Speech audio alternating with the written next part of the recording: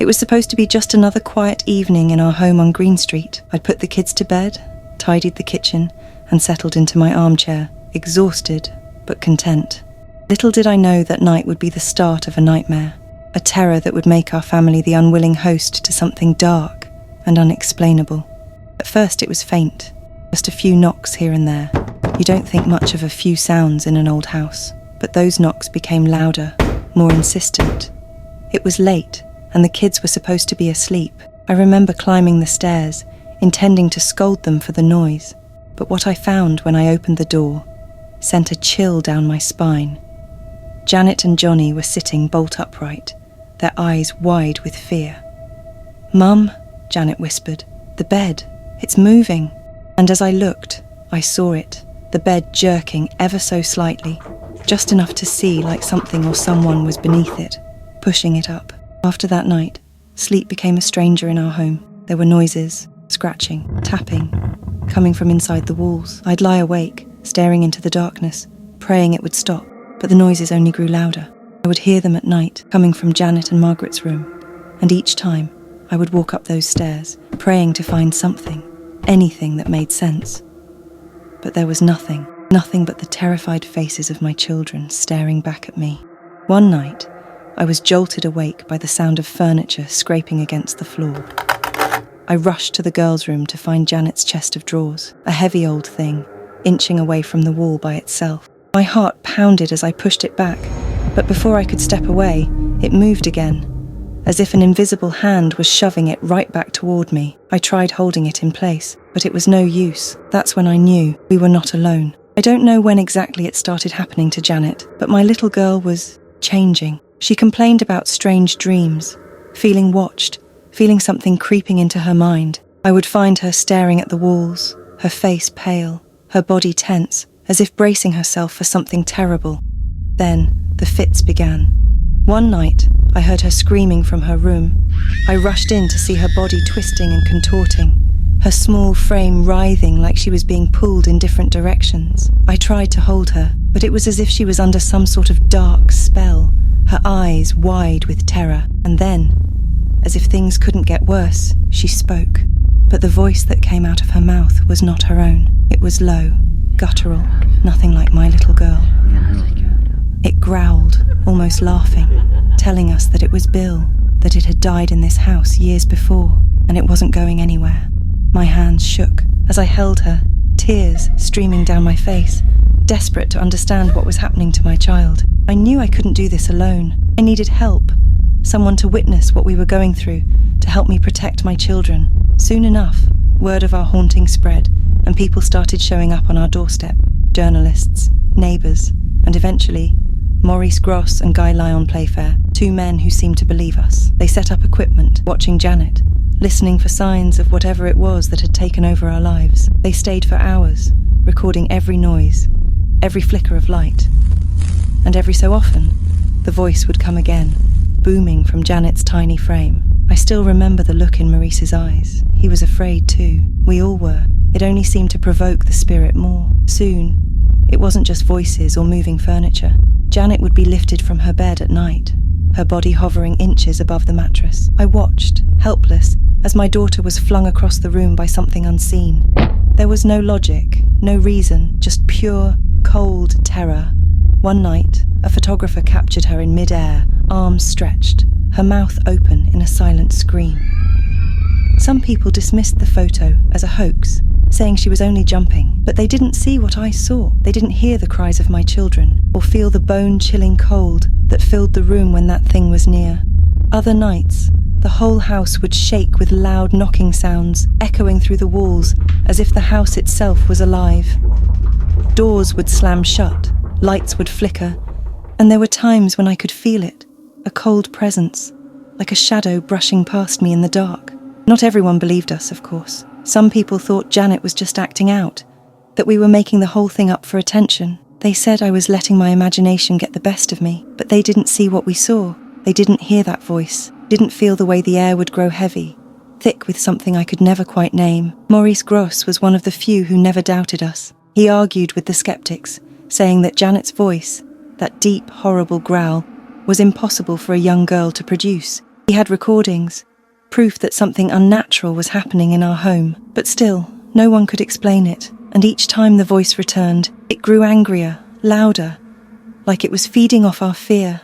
The haunting dragged on for nearly 2 years. By the end, we were all exhausted, drained by the constant terror. Then, almost as suddenly as it had begun, the activity started to fade. The knocking grew softer, the cold spots disappeared, and Janet's episodes became less frequent. Whatever it was, it seemed to lose interest. Or maybe it was just giving us a break. But even though the noises stopped, I couldn't shake the feeling that it was still there, lurking in the shadows, watching, waiting. The house was quiet, yes, but it was never truly at peace, and neither were we. It's been years now, but I can't forget. They called it the Enfield Poltergeist, and people still talk about it, still debate whether it was real or some kind of elaborate prank. But for me, it wasn't just a story. It was a nightmare, a scar that will never heal. Some nights when the house is quiet, I can still feel it, that cold chill creeping down my spine, that sense of being watched by something unseen. And I wonder, was it ever truly gone? Or is it just biding its time? Waiting for the next family, the next victim, to fall under its spell? It felt like a dream come true. 112 Ocean Avenue was the perfect house for our family. A beautiful 3-story Dutch colonial with a view of the river. It had charm, history, and plenty of space. Kathy and I were thrilled, thinking we'd finally found a place to put down roots. But from the very first day, something felt wrong. I tried to ignore it, brushed it off as jitters about a new home. But deep down, I could feel it, like a weight pressing down on my chest. I'd walk from room to room, the walls seemed to close in, watching me. I'd catch glimpses of movement in the corner of my eye, only to turn and see nothing. It was as if the house itself was alive, waiting for us to let our guard down. Before long, the house grew colder. It wasn't just winter air seeping through cracks. This was something unnatural. The thermostat could be cranked all the way up, but certain rooms stayed icy, as though the chill came from somewhere deep within. The cold seemed to follow us, creeping along the floors and through the walls. Each night, I'd wake up at exactly 3:15 a.m., drenched in sweat despite the freezing air. I'd lie there, unable to sleep, staring into the darkness, feeling a presence lurking just beyond the shadows. My head would start to pound, and I'd feel this intense urge to go downstairs, drawn by some invisible force. One night, I went down to the basement and found a hidden room. It was small, barely enough space to stand in, but the walls were painted blood red. The air was thick, stagnant, and filled with a stench of decay. That room felt alive, like it was breathing, waiting, watching. I shut the door quickly, but from that moment on, I could feel it inside me, like the house had claimed a part of me. After we found the red room, I felt different. There was a darkness growing inside me, something I couldn't control. I was angrier, colder. The kids looked at me differently, and Kathy, I could see the fear in her eyes. She didn't understand, but how could she? I didn't even understand myself. I spent hours in the basement, staring at that red room, mesmerized by its suffocating dark presence. I couldn't pull myself away, as if something was calling to me from deep within its walls. My mind became clouded, consumed by dark thoughts I'd never had before. I couldn't sleep, couldn't think. Each night, I was dragged from my bed at 3:15, drawn to the basement like a puppet on strings. And then the voices started. Low, guttural whispers that filled my head, speaking words I couldn't fully understand. They mocked me, taunted me, filled me with dread. I tried to resist, but they were relentless, pulling me deeper into the darkness. There were times I didn't even recognize myself. Times when I felt like I wasn't alone in my own mind. One night, I looked at my reflection in the bathroom mirror, and I didn't see myself looking back. My face was pale, gaunt, hollow. But it was the eyes that frightened me most.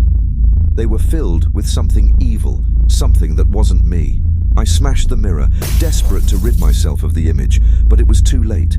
The house had its claws in me.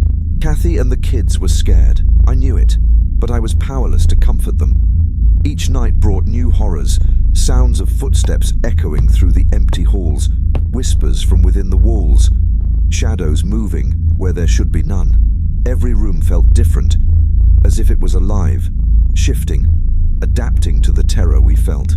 The worst were the red eyes. At first, I thought it was just a trick of the light, but each night I would see them. 2 red, glowing orbs staring at us from outside the windows. They'd follow me, burning into my soul, searing with a hate that I couldn't understand. Kathy tried to reassure the kids, but I knew there was no comfort to be found in this house. I could feel it feeding on our fear, growing stronger each day. I was slipping away piece by piece, losing myself to the house, and deep down I knew it wanted more than just our fear. It wanted our souls. I don't know what possessed me that night, but something drew me to the basement again. The air was thick with dread, the silence so heavy I could barely breathe. I could feel the house surrounding me, pressing in, watching me. I don't know how long I stood there, staring at the door to the red room. I felt like I was on the edge of something dark and endless. Suddenly, I heard it, a voice low and menacing, coming from everywhere and nowhere. It spoke my name, twisting and stretching it like it was taunting me. I felt a surge of anger, a primal rage rising up from within me, and I found myself pounding on the walls, screaming at the voice to stop. And then, silence. But it was a silence that felt alive, like it was waiting. I turned and saw Kathy standing at the top of the stairs, her face pale, her eyes wide with terror. She looked at me like I was a stranger, like she was seeing something in me that she didn't recognize. I knew in that moment we had to leave. The house had taken everything it wanted from us, and I wasn't sure how much of myself was left. At dawn, we packed what little we could carry and fled. We didn't look back, didn't speak. There was a weight on my shoulders, like something was still clinging to me, pulling me back toward that house. It was as though the house itself was angry, enraged that we were escaping. Even now, I can feel its presence, like a shadow that follows me wherever I go. I wake up in the middle of the night, still hearing those whispers, feeling those red eyes watching from the darkness. People say it was just a house, just a place, but I know it was alive. It had a soul, a hunger, a darkness that would never die. I may have left Amityville, but Amityville, it never left me.